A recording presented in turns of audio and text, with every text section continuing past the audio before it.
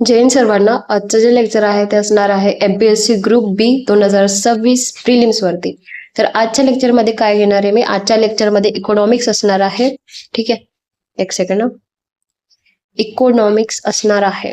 तर इकॉनॉमिक्सचा वेटेज किती असतो, 15 प्रश्नांचा 15 मार्क्सचा. यावेळेसचा इकॉनॉमिक्स कसा होता, एकदम इझी होता, बेसिक होता असं म्हणेल मी, हार्ड नव्हताच अजिबात नाही, मला नाही वाटला.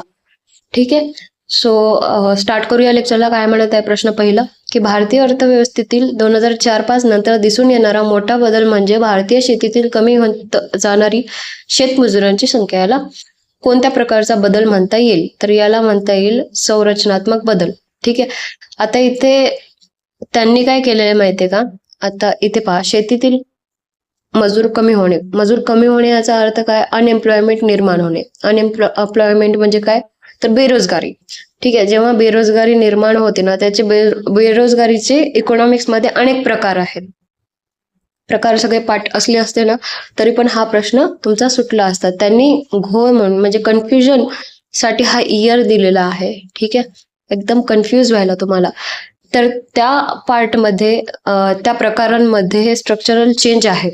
पण हे जे 3 आहेत ना, चेंज इन एम्प्लॉयमेंट रोजगार क्षमतेतील बदल, उत्पन्नातील बदल, यस, पायाभूत सुविधांमधील बदल, हे जे तिन्ही आहेत ते एसडीजी आहेत. एसडीजी तुम्ही कोणी सांगेल का मला, एसडीजी म्हणजे काय? आलं असेल तुमच्या लक्षात की सस्टेनेबल डेव्हलपमेंट ग्रोथ. ठीक आहे, तर एसडीजीज आहेत हे कोणते आहेत, हे 9-10 नंबरचे असेल आणि 8व्या नंबरचे आहेत. बेसिकली 10 एसडीजी तुम्ही पाठ करा गुगलवरती बाय ट्रिक, कारण क्वेश्चन विचारू शकतात पुढे. ठीक आहे, इथे मी फक्त इम्पॉर्टंट वाला देणार आहे, ते म्हणजे अनएम्प्लॉयमेंट बद्दल, म्हणजे प्रकार आहेत अनएम्प्लॉयमेंटचे. इथे कसला प्रकार आलेला आहे, संरचनात्मक बदल प्रकार. आता पहा, मी प्रकार कोणता दिलेला आहे ते दिलेत, पण मी तरी सांगेल ते दिसत ते म्हणून. Educational unemployment. एज्युकेशनल म्हणजेच काय, आता पहा, आपल्या भारतामध्ये बरेच इंजिनियर्स आहेत. भारत म्हणताय मी, महाराष्ट्र नाही. तर बरेच असे इंजिनियर्स आहेत जे बेरोजगार आहेत. ठीक आहे, त्यांना रोजगार नाही. हे काय, एज्युकेटेड आहेत, 4 वर्ष ते कॉलेजला जातात, नंतर इंटर्नशिप मिळते, नंतर ते घरीच असतात, नंतर त्यांना जॉब मिळत नाही, अभाव असतो जॉबचा. ठीक आहे, तर तर यांना काय म्हणू शकतो आपण, एज्युकेटेड अनएम्प्लॉयमेंट, शिकून घरी बसले. ठीक, दुसरा म्हणजे फ्रिक्शनल अनएम्प्लॉयमेंट. फ्रिक्शनल इंग्लिशमध्ये शब्द पाठ, इंग्लिश तुम्हाला आहे, ठीक आहे, तुमच्या मेन्सला इंग्लिश आहे, इथे इंग्लिश करायला काय होतं तुम्हाला. तर फ्रिक्शनल अनएम्प्लॉयमेंट काय बोलतो, की कोणाला जॉब असेल, सरकारी जॉब म्हणा, कुठलीही जॉब म्हणा, त्याला जॉब आहे आणि त्याला अजून चांगलं करायचं म्हणून तो काय करतोय, थोडस गॅप घेतो, ती जॉब सोडत आहे आणि दुसऱ्या जॉबचा अभ्यास करण्यासाठी त्याने ती जॉब सोडली. त्याला काय म्हणतात, फ्रिक्शनल अनएम्प्लॉयमेंट. म्हणजे इथून जाऊन दुसरीकडे गेला तो. ठीक आहे, इथे तो होता, म्हणजे आयडियाने सांगते तुम्हाला, की एक होता पोलीस, एक मुलगा होता पोलीस. ठीक आहे, त्याला पीएसआय बनायचं होतं. प्रत्येक मुलाचं असतं असं की त्याला पीएसआय बनायचं असतं. तर त्याने काय केलं, पोलीसची जॉब सोडली. असं होत नाही बेसिकली, शिकत शिकत करतात ते, पण एक सांगत आहे, पोलीसची जॉब सोडली त्याने. नंतर तो काय करत होता, पीएसआय ची तयारी घर बसून. तर त्याला काय म्हणतात, मनाने सोडून देणे, त्याला फ्रिक्शनल अनएम्प्लॉयमेंट म्हणतात. ठीक, जे की खूप कमी पाहायला मिळते इथे आपल्याला. Disgust unemployment. डिस्गस्ट मध्ये काय होतं, किंवा हे पहा, तुम्हाला सांगेन डिस्कस मध्ये, आता शेत आहे, मोठं शेत आहे, हा, तर त्या शेतामध्ये 4 शेत म्हणजे 4च गडी लागतात कशाला, काम करायला त्या शेतीसाठी, पण एक्स्ट्रा 2 गडी ऍड केलेले आहेत. ठीक आहे, एक्स्ट्रा 2. तर यामुळे काय होतंय, यामुळे बाकीचे असे घरीच बसून राहत आहेत, जे की होणार आहे तेही घरी बसून राहत. त्याला काय बोलतात, डिस्गस्ट अनएम्प्लॉयमेंट. ठीक, एकदम डिस्गस्ट, हे काय असं शब्दातच थोडंसं वाटतं ना, डिस्कस्टिंग है ना. तर ते सायक्लिकल अनएम्प्लॉयमेंट, जे की इथं पण येतं. सायक्लिकलचा हा प्रकार आहे, स्ट्रक्चरल चेंज 2 प्रकार आहे, हाच लक्षात ठेवा. सायक्लिकल काय होतं, की भाई, आता बघा, कुठला तरी सीझन आहे, मला थोडस सर्दीचा प्रॉब्लेम आहे. जेव्हा पण पाऊस येतो किंवा थंडी येते ना, तेव्हा माझा सायनसचा प्रॉब्लेम बाहेर पडतो, त्यामुळे थोडंसं नाकाचा आणि आवाजाचा थोडासा मेळ बसत नसतं, तर मीच आहे. विचार नका करू दुसरं कोण शिकायला सुरू केलं का काय, असं काय नाहीये. हा, तर काय बोलत होते मी? Cyclical unemployment. समजा उन्हाळ्याचे दिवस आहे. उन्हाळ्याच्या दिवसामध्ये काय होतं, चहा लोक कमी पितात. चहा लोक कमी पितात. मग ज्यांना कोणाला ज्यूस बनवता येतं, ज्यूसचे दुकान आहे, ते जास्त प्रमाणात चालतात. पण चहा लोक कमी पितात आणि चहाचं दुकान आहे, तर तिथला मालिक काय करेन की यार आता ना चालत नाहीये दुकान, तर तू कुठेतरी दुसरीकडे जा. पण त्या व्यक्तीला जो चहा विकत होता, तर चहाच्या दुकानात काम करत होतं, त्याला ना ज्यूसच्या ठिकाणी काम करताच येत नाही. त्याला चहा वाटूनच माहित आहे. तर तो काय करणार भाई, आता कसं माझं होईल, तो घरीच बसेल. तर याला काय म्हणतात, याला सायक्लिकल म्हणतात. ठीक आहे. एक जो की क्लायमेट नुसार बदल होतो, स्ट्रक्चरनुसार बदल होतो, त्याचा स्ट्रक्चर असतो. आता झाले थंडीचे दिवस सुरू. मग काय होतं की चहाचं दुकान चालणार, तो व्यक्ती चहामध्ये जाणार. पण जिथे ज्यूसच्या दुकानामध्ये कामं होती पोरांना, त्यांना चहाचं काम येत नाही. ते पण काय झालं, सायक्लिकल. ठीक. तर हे अशा प्रकारे अनएम्प्लॉयमेंटचे प्रकार आहेत. आणि इथे नॅचरल पण दिलेली आहे, म्हणजे ज्याच्याकडे स्किल्स पण नाहीत, जो लहानपणापासून घरीच होता, ज्याला वाचता लिहिता येत नाही, अशा प्रकारचे लोक नॅचरल अनएम्प्लॉयमेंट मध्ये येतात. नॅचरली. ठीक आहे. काहीच येत नाही, काही जमतच नाही. ठीक. बस असे तरी लोक कमी झालेले आहेत सध्या तरी. होप सो पुढे जाऊन लवकरच ती संख्या कमी होईल की नॅचरल अनएम्प्लॉयमेंट आहे असं. असो. नेक्स्ट आता की मौद्रिक धोरणाच्या संख्यात्मक साधनांची त्याच्या संबंधित उद्दिष्टांशी जुळणी करा. ओके. तर एक साईडला दिले त्यांनी संख्यात्मक साधने, एक साईडला दिले त्याचे डेफिनेशन्स. ठीक. नेमकं काय आपण मौद्रिक धोरण ते पाहून घेऊया. उत्तर सांगण्यापेक्षा अगोदर मला असं वाटत आहे की कन्सेप्ट सांगू आपण. समजा एक कंपनी आहे. आता मॉनिटरी पॉलिसी आणि त्यांचे संख्यात्मक धोरणे सांगत आहे मी. लक्ष देऊन आहे का, हे आहे कंपनी आणि त्या कंपनीच्या समोर एक वडापाववाला असेल. श्री साई वडापाव सेंटर, तुमचा वडापावचं दुकान असेल समजा. ओके. हे आहात तुम्ही, राजू. ठीक.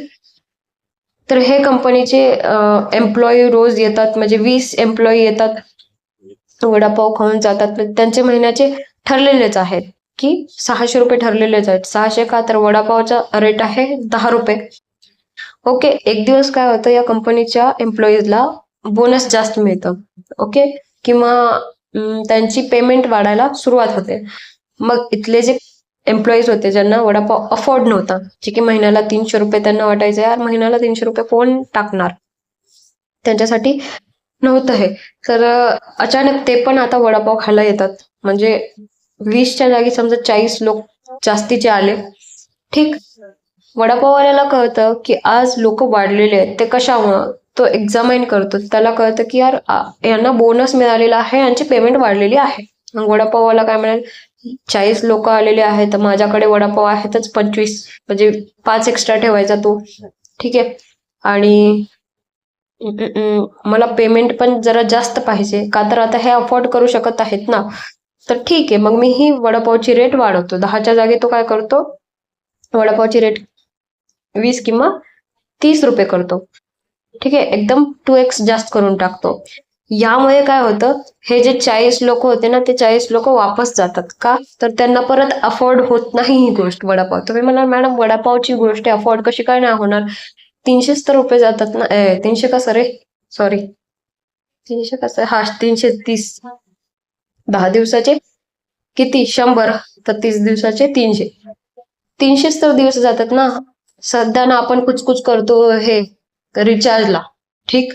त्यात तुम्ही 300 रुपये असं म्हणतात, चुकीचं आहे. एक कन्सेप्ट ऐकला होता मी की जर करोड रुपयामध्ये 1 रुपया जरी कमी झाला ना, तर त्याला आपण करोड रुपये म्हणू शकत नाही. इथे 300 रुपये येत आहे भावा, है ना. तर त्यामुळे 300. आणि दुसरं म्हणजे इथे वडापावचं मी एक छोटंसं एक्झाम्पल घेतलेलं आहे. इथे क्रेडिट देणारी बँक म्हणा, कुठलीही काही फायनान्स म्हणा येऊ शकते या ठिकाणी. ठीक. मग तो त्याची रेट वाढवतो. त्याचे रेट किती करतो, 30 रुपये करतो. आता हा वडापाववाला 30 रुपये घेऊन जातो बँकमध्ये, 30 रुपये म्हणत आहे, त्याच्याकडे सपोज समजा आपण 1000 रुपये जमले त्याच्या वडापावचे, रोजचे त्याचे 200-300 व्हायचे, पण आज त्याने अचानक 1000 रुपये घेऊन आले. बँकवाला बी कमाल करताय सहा म्हणेल. बँकला कळेल की तुझ्याकडे एवढे पैसे कसे आले. ठीक आहे. आरबीआय बँक नाही, जे काही त्याची बँक आहे, मी इथे फक्त असं ड्रॉ केलेली आहे. पुढे कन्सेप्ट सांगायचं म्हणे बँक म्हणे 1000 रुपये कसे काय आले. तो सांगेन असा असा सीन होता साहेब. आता माझ्यासोबत माझ्या बाजूच्या मोबाईलवाल्यांनी पण पैसे वाढवलेले आहेत, मोबाईलचे रेट.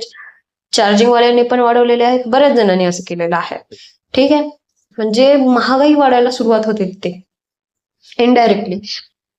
मग हा जो आहे ना, हा काय करेल, बॅलन्स शीट बनवेल बँकवाला बॅलन्स शीट बनवल्यानंतर त्याच्यामध्ये लायबिलिटीज येईल, असेट्स येईल, व्हॉट एव्हर इट इज.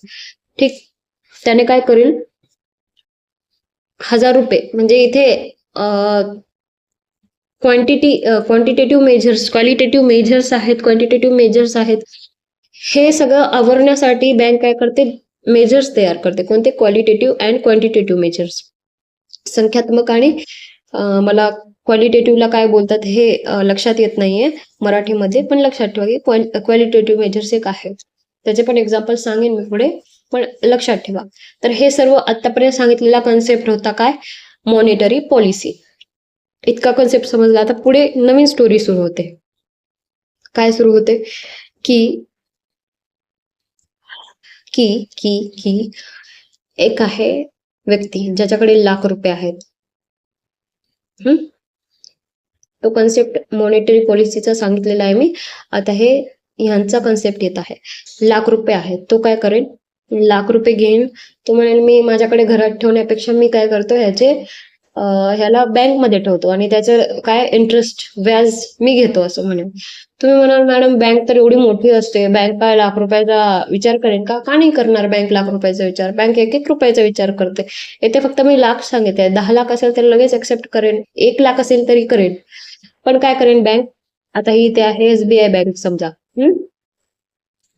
नाही तर एखादी कमर्शियल बँक, ठीक आहे, एसबीआय बँक समजा. होईल काय, मी आहे समजा, ₹1,00,000 मी घेतले आणि बँकमध्ये गेले आणि म्हणेल की मला डिपॉझिट करायचे आहेत ₹1,00,000 एसबीआय ला आणि मला त्यावर इंटरेस्ट पाहिजे. तर एसबीआय मला 2% इंटरेस्ट देईल त्यावर. ठीक आहे. आता बँकने ₹1,00,000 घेऊन आपल्या खिशात ठेवले का, ठेवून टाकले का, नाही, असं सीन होत नाही. बँक काय करते पहा पुढे. एसबीआय बँक काय करते, इथे एसबीआय उगाच घेतला का, असू द्या एक्झाम्पल म्हणून, बेसिकली सगळ्यांना एसबीआय माहितीये म्हणून. तर एसबीआय काय करते की त्यातले काही रुपये आरबीआय ला देते. हे जे पैसे देते ना, ह्याला काय म्हणतात माहितीये का तुम्हाला, ह्याला म्हणतात CRR. CRR म्हणजे कॅश रिझर्व्ह रेशिओ, जे की ऑप्शन बी मध्ये आहे, कॅश रिझर्व्ह रेशिओ. यातनं वापस एसबीआय ला काय भेटतं का, म्हणजे आरबीआय ती ठेवते का आपल्याकडे पैसे, यस, कॅशच्या स्वरूपात ती काय करते, आपल्याकडे ठेवून टाकते. ठीक आहे. आणि ऑप्शन मध्ये आला पहा इथे, ह्याला काय म्हणतात, CRR. दुसरा कन्सेप्ट आहे SLR. SLR म्हणजे काय, म्हणजे एसबीआय स्वतःकडे त्यातले काही पैसे स्वतःकडे ठेवते. इन द स्वरूप कसला, एकतर कॅशच्या स्वरूपात ठेवते, दुसरा म्हणजे गोल्डच्या स्वरूपात. जर गोल्डच्या स्वरूपात ठेवलं तर काय होईल, गोल्ड जेव्हा स्वस्त होता तेव्हा विकत घेईल ती गोल्ड त्या ₹1,00,000 मध्ये, जेव्हा गोल्ड महाग झाला तेव्हा विकेल ती. तर हे गोल्डच्या स्वरूपात. आणि जी सिक्युरिटीज म्हणजे गव्हर्नमेंट सिक्युरिटीजच्या स्वरूपात. गव्हर्नमेंट सिक्युरिटीज म्हणजे काय, आता एखादी पार्टी आहे, पार्टी गव्हर्नमेंट आहे, गव्हर्नमेंटला रस्ता बांधायचा, पण गव्हर्नमेंटकडे पैसे नाही आहेत, जे की काय करातून आले नाहीत, करातून दुसरीकडेच पैसे खूप गेलेले आहेत. गव्हर्नमेंट काय करेल, लोन घेईल कुणाकडून, बँककडून.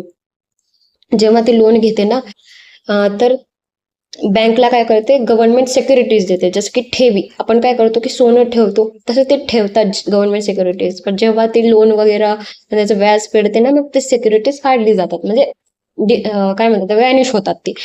ओके. तर ती गव्हर्नमेंट सिक्युरिटीजच्या स्वरूपात स्वतःकडे ठेवते. हे झाले दुसरा. तिसरा ती काय करते, तिसरा एखाद्या व्यक्तीला देईल त्याच्यातले काही पैसे आणि त्याला 2%च्या ऐवजी 4% ज्याला कोणाला गरज असेल तर 4% ती व्याजाने देईल. म्हणजे काय करत आहे एसबीआय, 2% कोणाला तरी 2% कोणाकडून तरी पैसे घेते, 4% कोणाला तरी ती देते. म्हणजे इथे फायदाच फायदा आहे ना. फक्त काय होतंय की आरबीआयला पैसे द्यायला लागतात. सीआरआर नियम आहे भाई साहब, नियम आहे. बरं, सीआरआर किती टक्के आहे सांगा बरं. सीआरआर किती टक्के आहे नका लक्षात ठेवू, माझ्याही लक्षात नाहीये. माझ्या लक्षात रिव्हर्स रेपो रेट आहे, म्हणजे 3.35% आहे.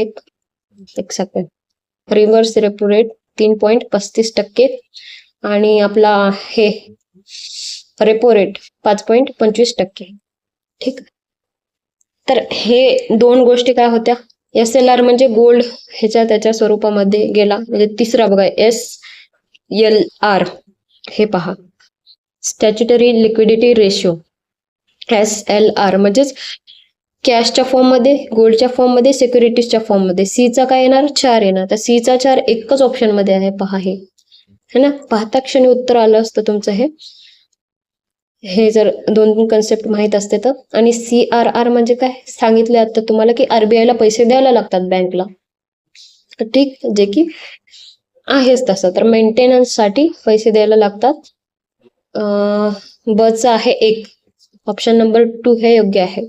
तर बँक रेट म्हणजे काय, bank rate is a kind of interest rate which is RBI provides loan to commercial banks for a specific म्हणता येणार नाही, for a long period of time without any collateral. म्हणजेच काय तुम्हाला समजलं नसेल पण अशी थोडीशी इंग्लिश लक्षात ठेवा भाईसाहेब, कारण मेन्सला आहे. तर म्हणजे बँक रेट म्हणजे एक काइंड ऑफ कमर्शियल लोन, म्हणजे कमर्शियल बँकला जे काही व्यावहारिक बँका आहेत त्यांना ना लोन प्रोव्हाइड करतो कोण, आरबीआय. कशाच्या, खूप टाइमसाठी ते प्रोव्हाइड करू शकतं विदाउट एनी कोलेटरल, म्हणजे कुठलीही रोख ठेवी न घेता ते देऊ शकतं. ठीक आहे, free of cost. Free of cost म्हणजे काय, लोन वापस द्यायला लागतं, त्याच्यावर काही तुम्हाला टक्के लागणार. पण तिथेही काही हे आहेत, अपवाद आहेत. ते म्हणजे कुठली तरी मोठी बँक आहे, भरपूर पैसा कमवते, तर तिथेही अपवाद येतो, जे की या क्वेश्चन मध्ये आहे. तर बँक रेटचा रिडिस्काउंट रेट, ते डिस्काउंट करून त्यांना लोन प्रोव्हाइड करू शकतात. ठीक, हा हे झाला. आणि ओपन मार्केट ऑपरेशन हे इम्पॉर्टंट आहे, प्रत्येक वेळी आयोग यावरती प्रश्न देतं. ठीक, ह्याला ओपन मार्केट ऑपरेशनला स्टरलायझेशन पण म्हणतात, ज्याच्यात खुल्या बाजारातील उलाढाल वगैरे. ठीक आहे, तर हे एक इम्पॉर्टंट आहे. बस दॅट्स इट. ओएमओ मध्ये काय येतात, रिव्हर्स रेपो रेट आणि रेपो रेट. Repo rate. ठीक, डीचं काय दिलंय त्यांनी, second, buying and selling of eligible securities by RBI. Securities, eligible securities म्हणजे गव्हर्नमेंट सिक्युरिटीज. ठीक आहे, विकणे आणि खरेदी करणे government securities by hmm, by Reserve Bank of India. आता आरबीआय बद्दल बरंच इथे दिलेलं आहे. तर आरबीआय केव्हा स्थापन झाली होती, ती स्थापन झाली होती 1935 मध्ये. पण तिचा ऍक्ट केव्हा आला होता, तिचा ऍक्ट आला होता 1934 मध्ये. 1 एप्रिल 1935 मध्ये आपल्या आरबीआयचा बर्थडे असतो. ठीक आहे, आरबीआयचा सध्याचे गव्हर्नर कोण आहेत सांगा, तुम्हाला सांगायचंय आरबीआयचे स्वतःचे गव्हर्नर. ठीक, प्रश्न येऊ शकतो त्यामुळे विचारत आहे. नेक्स्ट, कसं वाटलं तुम्हाला, कन्सेप्ट समजले का? एकतर मी पहिले तुम्हाला मॉनिटरी पॉलिसी समजवलं की भाई ही कंपनी वगैरे वडापावचा ठेला, जेव्हा ते समजलं की मग ते संख्यात्मक धोरणे म्हणजे ते समजलं ना. त्यानंतर हे सगळं आवरण्यासाठी, ही महागाई आवरण्यासाठी त्यांनी तयार केलेली धोरणे कुठली, संख्यात्मक. आणि अरे हा, संख्यात्मक झाली आणि क्वालिटेटिव्ह तर राहूनच गेली. क्वालिटेटिव्ह पण सांगायचं राहिलं माझं. एक सेकंड. मला जाम आवडतं economics. It is my favourite subject even though I am yummy in economics. असो, तर एक आहे CMR म्हणजेच चेंजिंग मार्जिन रिक्वायरमेंट्स. डायरेक्ट पाठ ठेवा, डायरेक्ट यातनं बाहेर जाणार नाही काहीच. Changing market requirements.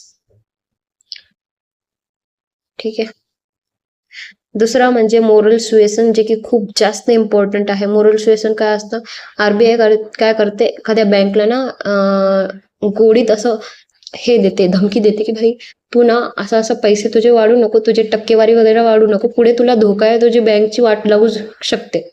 ठीक आहे, अशा काहींचे ती मोरल सुएसन देऊ शकते, म्हणजे वॉर्निंग देऊ शकते. ठीक.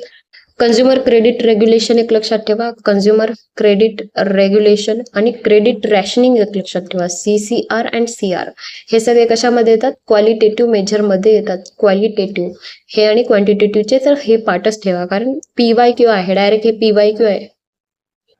काय दिला होता? कुठला तरी कन्सेप्ट दिला होता आणि त्यांनी OMO टाकला होता त्यामध्ये, ओपन मार्केट ऑपरेशन्स. ठीक. त्यामुळे सांगते यांना हलक्यामध्ये नका घेऊ, खूप इझी पेपर होता याचा, म्हणजे पेपर नव्हता पूर्ण, इकॉनॉमिक्सचा खूप इझी होता. नेक्स्ट क्वेश्चन पहा काय म्हणत आहे. ऑप्शन नंबर 2 उत्तर आहे तिकडे. भारतीय राष्ट्रीय उत्पन्नाचे मापन करताना कोणत्या मर्यादा अडचणी निर्माण होतात? तर कोणत्या मर्यादा अडचणी मापन करताना अडचणी निर्माण होणे. ठीक. इझिली कळेल. उत्पन्न वाटणीच्या आकडेवारीचा अभाव. यस, अभाव असला की अडचण निर्माण होते. कुठला तरी निगेटिव्ह शब्द आहे यामध्ये आपण इझिली बाय लॉजिक आपण हे सोडू शकलो असतो. न नोंदविलेले बेकायदेशीर उत्पन्न. तर यस, हा पण प्रॉब्लेम आहे. मौद्रिक क्षेत्राचे उत्पादन. तर मौद्रिक धोरण येथे कुठून आला? नाही येणार हा. आणि लहान उत्पादकांच्या उत्पन्नाविषयी सांख्यिकी उपलब्ध नसणे, इथे नसणे. ठीक आहे. बेकायदेशीरपणा, इथे अभाव, असे शब्द आलेले आहेत की त्यांना टिक करावं असं वाटतं. ठीक. तर उत्तर आहे अ, ब आणि ड. हे डायरेक्टली तुम्ही लॉजिक नुसार सोडवायचं होतं, याला काही असं जास्त मोठं करायची गरज नाहीये. पण नॅशनल इन्कम वरती आपण एक वेगळा असा टॉपिक घेऊ, खूप इम्पॉर्टंट छान असा टॉपिक आहे. आवडलं असेल तर सांगा, मी कमेंटमध्ये तुम्ही नोट करा, यस मॅडम आवडला आहे, तुम्ही घ्या, मी घेईन. ठीक आहे. मी पण आता हेच करणार आहे, अडून राहणार आहे. Doctor S. महेंद्र देव आणि C. रवी यांनी दारिद्र्य रेषेखाली लोकसंख्या गणना डॅश या खर्चाच्या आधारे करण्याचा प्रयत्न केला आहे. तर कोणत्या खर्चाच्या, म्हणजे कसल्या एक्सपेंडिचर, कशाच्या एक्सपेंडिचर असं ठरवतात की हे गरीब आहे किंवा हे श्रीमंत आहे? तर कपडे येतं का? तर भाई कपडे तर एक बेसिक नीड आहे. ठीक आहे. कपडे, जेवण, तुम्ही आता कपडे विकत घेत आहात तर डेली नीड्स साठी आहेत ना ते. त्याच्या आधारावर तुम्ही ठरवणार का प्रत्येकाचं की हा गरीब आहे, हा श्रीमंत आहे? अजिबात नाही. किंवा तुम्ही हा जरा एक्स्ट्रा, आज अर्धा किलो तांदूळ एक्स्ट्रा घेतलाय आणि याला आपण श्रीमंतेमध्ये टाकू, हा पण चुकीचा आहे. म्हणजे बेसिक नीड्स आहेत हे येणार नाही. जरी यांनी काही लॉजिक लावलं असतं तर मला असं नाही वाटत एवढे मोठे इकॉनॉमिक्स असे कपड्याचे विषय घेतील म्हणून. ठीक आहे. इथे क्लोथिंग कट झाली, अकट ऑप्शन मध्ये आहे इथे बड आणि बकड. तर आरोग्याविषयी येतं का? तर यस, आरोग्य पाहून. ठीक आहे. आता हेल्थचं कसं पाहू? आपल्या स्वतःच्या हेल्थवर खूप पैसे ते खर्च करत आहेत. आता हेल्थवर म्हणजे तुम्ही आजारी आहात आणि दवाखान्यात का? तर नाही. समजा तुमचे हेअर चांगले आहेत, तुमचे केस, पण तुम्ही पार्लरमध्ये दर 4-8 दिवसाला जात असाल की भाई माझे हेअर स्पा करायचं आहे, मला फेशियल करायचं आहे, तर ह्याला आपण दारिद्र्य रेषेच्या वर आणू शकतो. ठीक आहे. म्हणजे तुम्ही गरीब नाही आहात. ठीक. तर आरोग्य तर येईलच, ब तर येईल. का पाहू? ऊर्जा उपभोग. यस, ऊर्जा उपभोग मध्ये पण येईल आणि शिक्षण पण येईल. जर तुम्ही पॅकेट्स फूड खात असाल, जर तुम्ही खाण्याच्या म्हणजे तुम्ही खाता काय राईस, हे तर ठीक आहे. तर तुम्ही समजा रोज पिझ्झा खाता, रोज बर्गर खात आहात, तर काय होईल? तर एनर्जी कन्झम्पशन मध्ये येईल ते, है ना. तर त्यामुळे ऊर्जा उपभोग पण इथे येईल. तर doctor S. Mahendraji and Raviji यांचं जे म्हणणं होतं ते आरोग्य आणि ऊर्जा उपभोग आणि शिक्षणाशी संबंधित. इथे पण तुम्ही कन्सेप्च्युअल किंवा तुम्ही तुमचं लॉजिक लावून उत्तर सोडवू शकला असतात. ठीक. नेक्स्ट पहा. तर लोकसंख्येचा लाभांश या संकल्पनेत लाभांश काय आहे? तर लाभांश आहे काम करण्याच्या वयातील वाढलेली लोकसंख्या. काम करणाऱ्यांच्या वयातील वाढलेली लोकसंख्या हा काय? लाभांश. एक सेकंड, पेन का चालत नाही. ठीक. म्हणजे कार्यक्षम लोकसंख्या म्हणजे कोणती? ऍट द एज 15 ते 59 वर्षाची कार्यक्षम असते. आणि अवलंबित कोणती असते? म्हणजे अवलंबून कोण असू शकतं? एकतर 0 to 14 एजचे मुलं अवलंबून असतात बेसिकली. त्यांना अवलंबून राहणं गरजेचंच आहे. आणि त्यासमोर 60+ लोक अवलंबून असतात. जर 0 to 14 लक्षात नाही आलं तर तुम्हाला ते कॉन्स्टिट्युशनल अमेंडमेंट माहिती आहे का, पॉलिटिक्स मधलं 86वा कॉन्स्टिट्युशनल अमेंडमेंट सुधारणा कायदा 2002चा, ज्यामध्ये 14पेक्षा खाली मुले काम करू शकत नाहीत, है ना. तर ते लक्षात ठेवा. लाभांश लोकसंख्या यावी यासाठी काय काय येतं, तर यासाठी एम्प्लॉयमेंट असू शकतं, स्किल डेव्हलपमेंट असू शकतं आणि हेल्थ अँड एज्युकेशन असायला पाहिजे. इयर डेमोग्राफिक डिव्हिडेंड इयर कोणता कोणता आहे, 2055 ते 56. म्हणजे या काळात काय होईल, आपली जी संख्या आहे, आपली यंग संख्या आहे ना, ती तेव्हा जास्त कार्यक्षम होईल असं त्यांचं म्हणणं आहे. कोणाचं, गव्हर्नमेंटचं. म्हणजे हे इयर पण लक्षात ठेवा, 55, 56, 23 जैसे 56 आ जाएंगे, काइंड ऑफ दॅट. ठीक आहे. Rising share of working age population is greater than काम न करणाऱ्या लोकांची. ठीक आहे, बस इतकंच लक्षात ठेवायचं, काही जास्त नका विचार करू. नेक्स्ट पहा, अर्थसंकल्पातील विकासेतर खर्चामध्ये खालीपैकी कशाचा समावेश होतो, तर पेन्शनचा, व्याजाची परतफेड, शिक्षण, प्रशासकीय सेवा या सर्वांचा समावेश इथे होतो. ठीक आहे. म्हणजे एक सेकंड चुकीचं दिले का इथे मी. Which of the following includes non development expenditure in budget. अर्थसंकल्पातील विकासेतर खर्चामध्ये खालीपैकी कशाचा समावेश होतो. विकासेतर म्हणजे विकास होत नाही तरी पण त्यांना त्यामुळे पैसे द्यायला लागतात. त्यामध्ये पेन्शन येईल, इंटरेस्ट येईल. इंटरेस्ट म्हणजे व्याज फेडत असेल तर त्यात आपल्याला काही लाभ होतो का, किंवा आपलं डेव्हलप्ड होतो का कंट्री, तर नाही. इथे शिक्षण येईल का, तर नाही, शिक्षण येणार नाही. आयोगाने आय थिंक चुकीचं दिले, हा क्वेश्चन रद्द होईल, हा रद्द व्हायला पाहिजे. ओके, तर वरील सर्व नाही येणार. तर पेन्शन एक येईल, व्याजाची परतफेड येईल, प्रशासकीय सेवा, तर यस प्रशासकीय सेवा येईल का, तर आता सेवेमध्ये काही लोक असतात. तर पोलीस पहा, पोलिसांना पेमेंट मिळते, त्यातून काही डेव्हलपमेंट होते का, नाही. हा, ते सेवा देणारे आहेत, सेवा करतात वगैरे, पण त्यात काही डेव्हलपमेंट असं का, नाही. पण ते काय म्हणत आहे हे, समावेश होतो म्हणत आहे. सी चा होत नाही, पण ए बी डी चा होतो. तर ऑप्शन नंबर 2 हे करेक्ट यायला पाहिजे. ऑप्शन नंबर 2 हे करेक्ट यायला पाहिजे. ठीक आहे, त्यांनी ते चुकीचे दिले.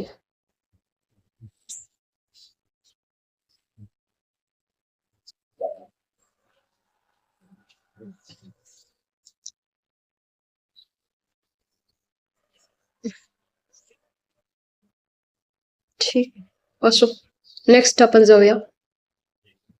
काय म्हणत आहे पहा, की खालील विधाने विचारात घ्या. बरं ठीक आहे. राष्ट्रीय उत्पन्न ही एक साठा संकल्पना आहे, ते चुकीचं आहे. राष्ट्रीय उत्पन्न ही प्रवाह संकल्पना आहे. स्थूल राष्ट्रीय उत्पन्नातून घसारा वजा केल्यास जी राष्ट्रीय उत्पन्नाची रक्कम मिळते तिला निव्वळ राष्ट्रीय उत्पन्न असे म्हणतात.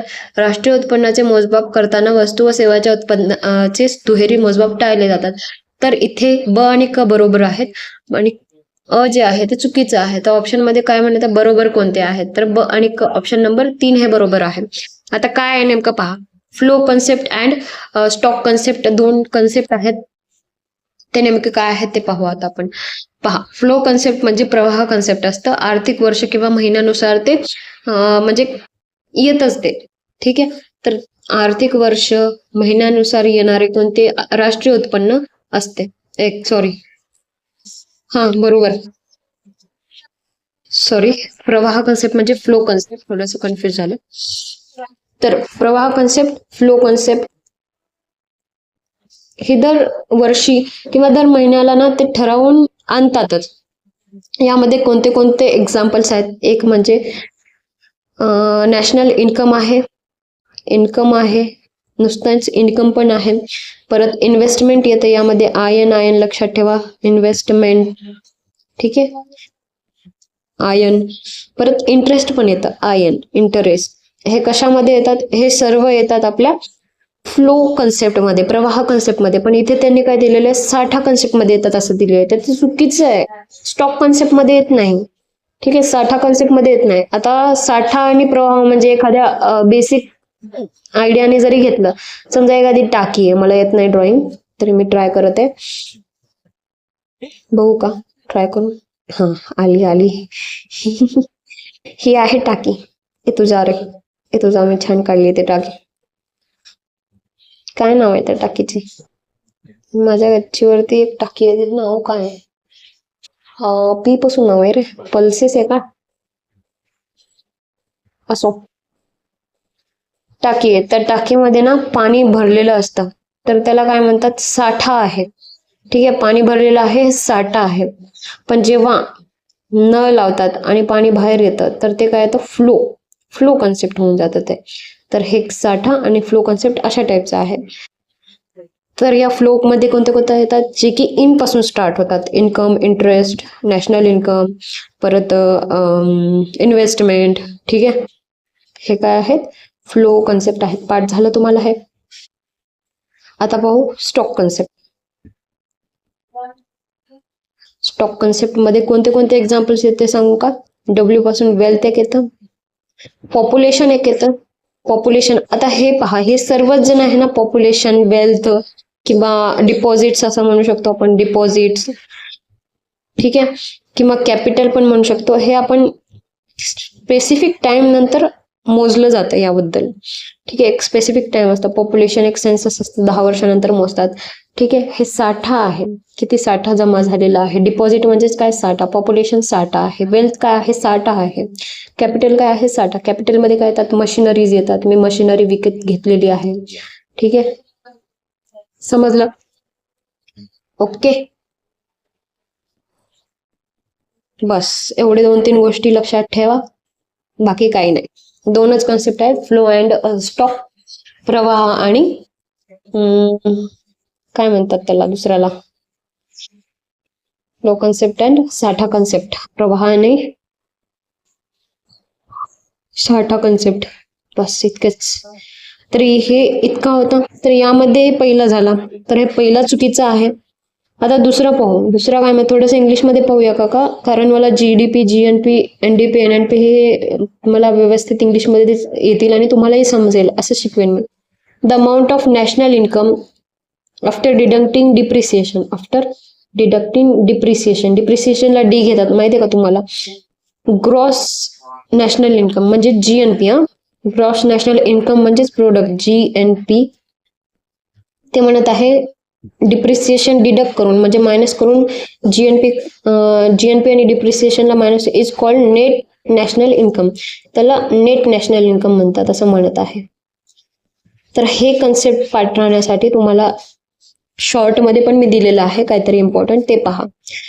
काय आहे की इथे लिहायचं जीडीपी, इथे लिहायचं एनडीपी, त्याच्या बाजूलाच इथे लिहायचं जीएनपी आणि इथे लिहायचं एनएनपी.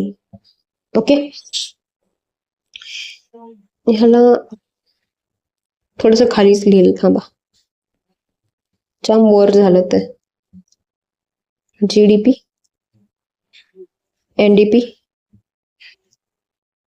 GNP, NNP. हे एनएनपी, हे एनएनपी जवळजवळ, हे डीपीडीपी जवळ. आता ह्या NDP is equal to GDP minus depreciation अशी ट्रिक आहे. ठीक आहे, NNP is equal to GNP minus depreciation, जे की आपल्या क्वेश्चन मध्ये आहे आणि ते योग्य आहे.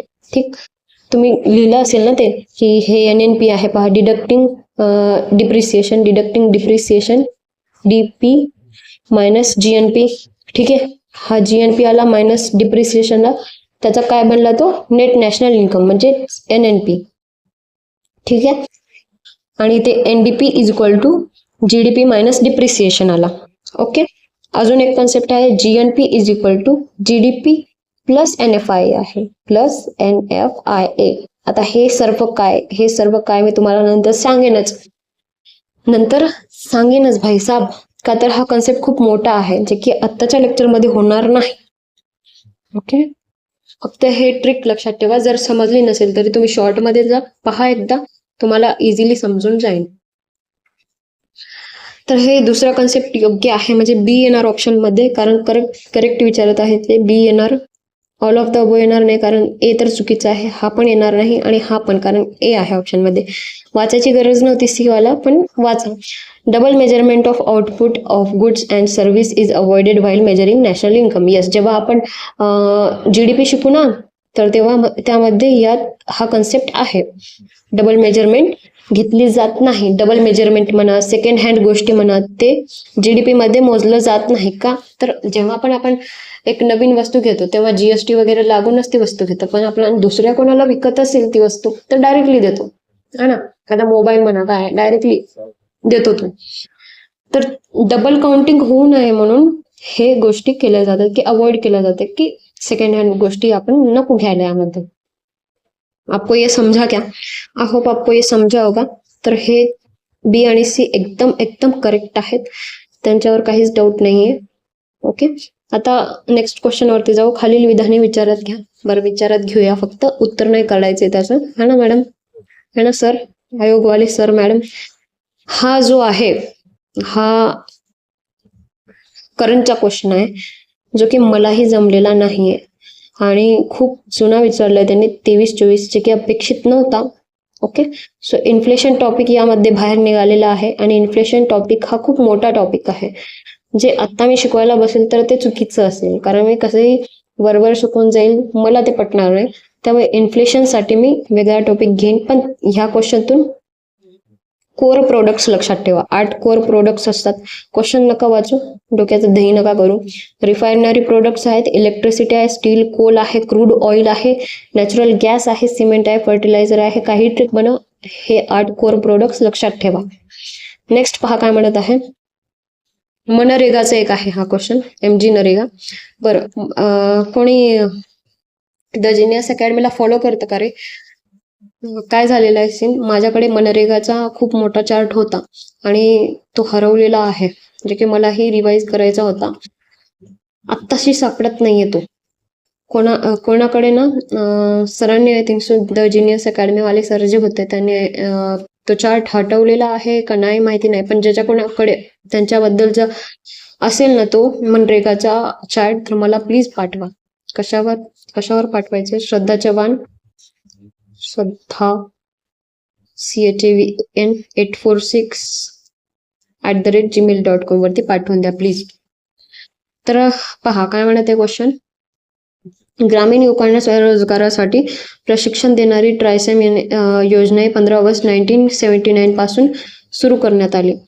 तर इथे उत्तर आहे यस. ते नाही 1979, हा बरोबर 1979च, 1970 इथे चेंज आहे, 1979. विधान एक बरोबर आहे.